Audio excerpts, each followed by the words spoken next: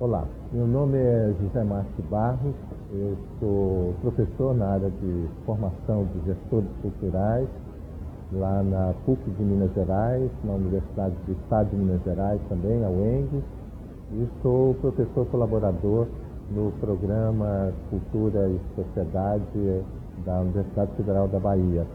E aqui nesse projeto eu atuo como professor e ao mesmo tempo como consultor de conteúdo.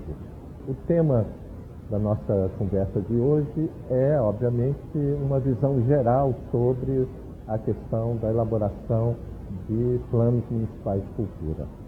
A primeira coisa que eu queria propor a vocês é que a gente pensasse por que é mesmo que nós precisamos de planos municipais de cultura. Muita gente não tem ainda a devida clareza da necessidade e da importância desses planos.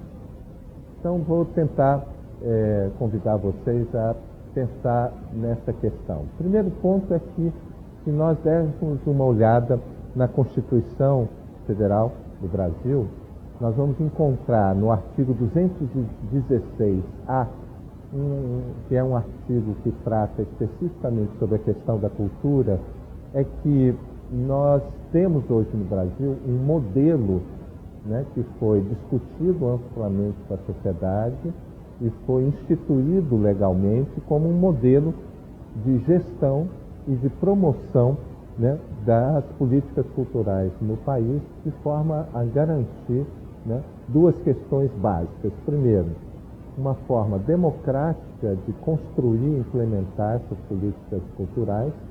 Segundo, transformar essas ações em algo permanente e duradouro, né? E terceiro, que essa construção se dê através de uma pactuação, de uma ação articulada, integrada entre os chamados entes federativos. O que são os entes federativos? O governo federal, o governo estadual e o governo municipal. E integrados e pactuados com a sociedade civil. Então, isso hoje é lei, não é um projeto, um sonho, não, é uma lei. Está na nossa Constituição Federal, no artigo 216-A, e este é o modelo de se construir políticas públicas de cultura no país, através do Sistema Nacional de Cultura e, dentro do Sistema Nacional de Cultura, os planos de cultura, que eu vou voltar a eles daqui a pouco.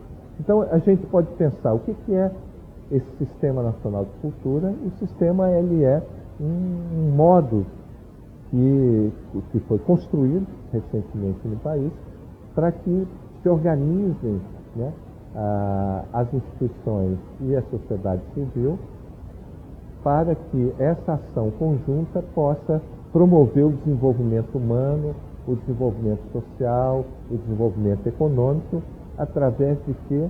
Do pleno exercício dos direitos culturais, né? Então, a questão dos direitos culturais é uma questão central e muito importante.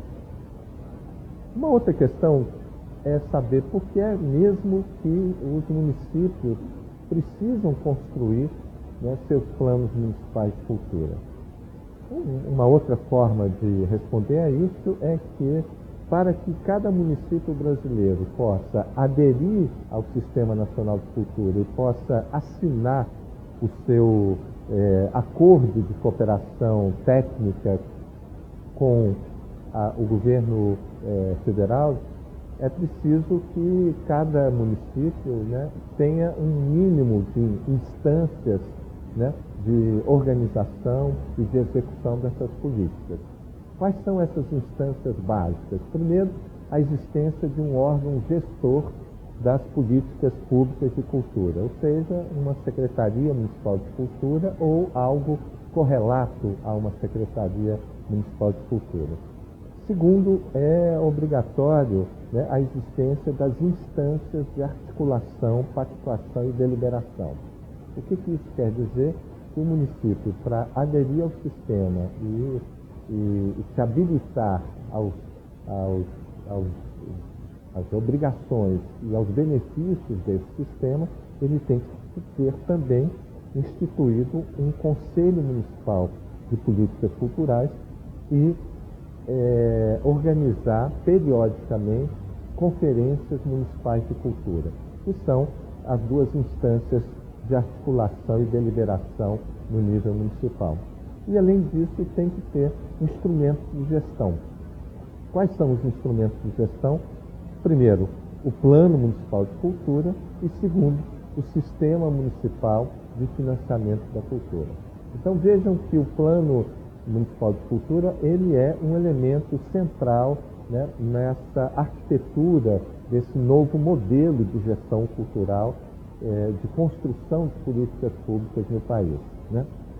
Eu não teria a menor dúvida em dizer que o Sistema Nacional de Cultura ele cria um outro paradigma, né, para se pensar e para se colocar em prática as políticas públicas de cultura no Brasil. É um novo paradigma, por quê? Porque ele institui princípios, mecanismos que são eminentemente democráticos, participativos, né? E eles se dão, como eu disse, de forma articulada entre as instituições públicas, né, e a sociedade civil. Portanto, é algo novo que exige da gente, né, uma clareza muito grande e, ao mesmo tempo, um discernimento, né, sobre o sentido, né, do plano dentro dessa arquitetura do sistema, né? O que esse modelo novo, né, traz? Né? O que é que nós podemos festejar como algo novo, efetivamente transformador no cenário cultural brasileiro? O primeiro é que vivemos numa república federativa. E república federativa significa o quê? Que nós temos entre a União, né, o nível federal, o Estado e o município, uma relação que é delicada e que precisa ser trabalhada com muito cuidado. Por quê? Porque cada uma dessas instâncias tem autonomia em relação a outra instância, mas, ao mesmo tempo, tem que estabelecer relações de cooperação e complementariedade. Então, vocês devem imaginar a delicadeza, né, que é você conjugar a autonomia dos entes federados com a necessidade de integração, de cooperação e complementariedade. E o sistema e o plano trabalham e contribuem para que isso vire realidade. Uma segunda novidade que esse modelo traz é que, obviamente, numa sociedade democrática, tudo aquilo que diz respeito ao bem coletivo, tudo aquilo que afeta a todos os cidadãos, deve ser deliberado, deve ser definido de forma participativa e democrática. E é isso que o Sistema Nacional de Cultura e os planos que decorrem desse sistema propõem. É que tudo seja exaustivamente debatido, construído coletivamente, aberto de forma transparente, né, para que todos se sintam representados e participantes dessas deliberações que definem aquilo que, num prazo, né, de 10 anos, cada plano vai executar, né? Uma terceira novidade que esse modelo traz é o fato de contribuir para um avanço na compreensão de que as políticas públicas, elas são políticas que têm durabilidade, abrangência e permanência maior do que aquilo que nós chamamos de políticas governamentais. Políticas de governo são sempre políticas sazonais, né, vinculadas aos projetos políticos que democraticamente venceram as eleições.